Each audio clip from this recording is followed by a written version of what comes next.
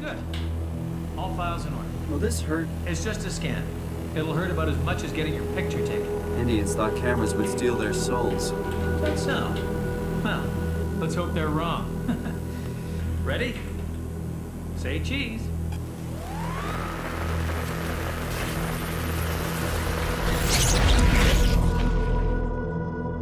First came Penumbra, then Amnesia, and now Soma. A research station at the bottom of the ocean houses the last remnants of civilization and possibly the human species and their successors. What happened?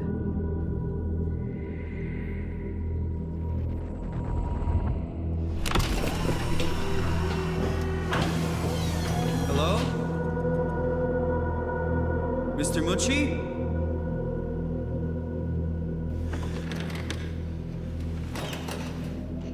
Did something go wrong? Atmosphere. The game's initial atmosphere is one of mystery and apprehension. After the brain scan, where are you? When are you? Are you alone?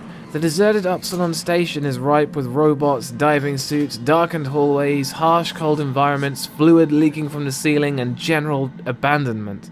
It doesn't take you long to figure out you aren't safe. The game starts off slow, but by the end of the game, the atmosphere in Soma is so incredibly oppressive that I found it unbearable at points. Navigating the pitch-black ocean floor, avoiding gigantic mutated squids, hiding from monstrous cyborgs in confined areas while you're totally unarmed. Even when nothing is threatening you, the feeling that you aren't alone gives the game an unnatural feeling, especially in underwater sections with the objects eerily floating in the air. That's one Harry Mason.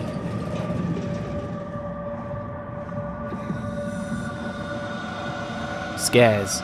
The game brings in the scares subtly to begin with the events happening to grab your attention, like loud noises in far-off places and the presence in another room. But it quickly ramps up the fear factor. The game doesn't spare you anything. Most of the monsters are faster than you, stronger than you, and some of them can even teleport. The game utilizes almost the same sanity system as Amnesia, but uses it in a different way. Looking at the monsters makes the screen distort and glitch, and some of the enemies to attack and others to freeze. Getting caught by a monster renders you weak, your vision blurred slightly, and leaves you with a limp. A second hit sends the screen into a terrifying distortion of mutated smiles and disturbing images, screaming noises that intensify and culminate in a white flash that fades to a game over screen, which in my opinion is the greatest game over screen ever made.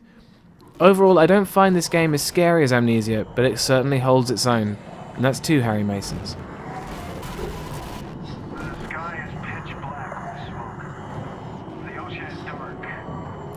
Sound design. The effort gone into sound design in these games is peerless. This is another treat for headphone users. The use of reverb gives the Pathos 2 lab a real feeling of cold emptiness.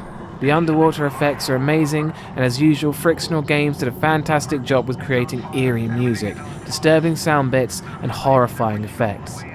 The soundtrack is the usual brilliance, harrowing and haunting. That's three Harry Masons.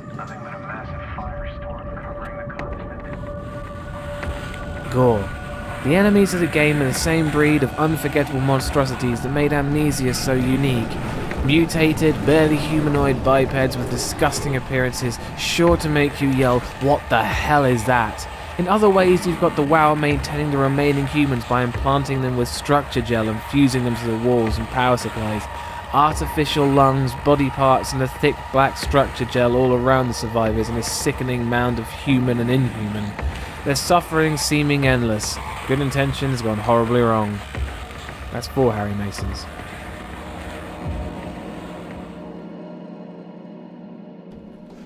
Story.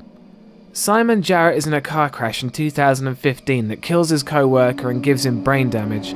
Due to the nature of the damage, he's given months to live and volunteers for an experimental treatment that involves a brain scan. The scan takes place and Simon awakens 100 years in the future after the catastrophic events of a comet colliding with the Earth, rendering all life on the surface of the planet extinct. However, the underwater research facility known as Pathos 2 is spared from the event. The repercussions of the event caused the facility's artificial intelligence to start preserving human life in its own twisted way, forcing humans to stay alive.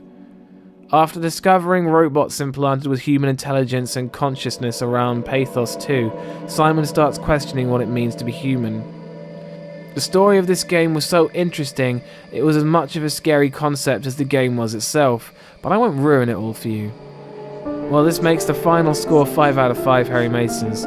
Soma is proof that an engaging story really does improve the horror experience. This game was incredible. Again, I'd like to remind you the whole thing is down to my opinion in horror games, and if you don't share this opinion, then that's cool. I get it.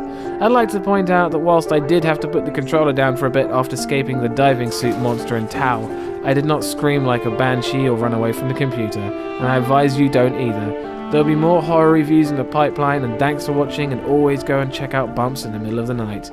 Happy Halloween.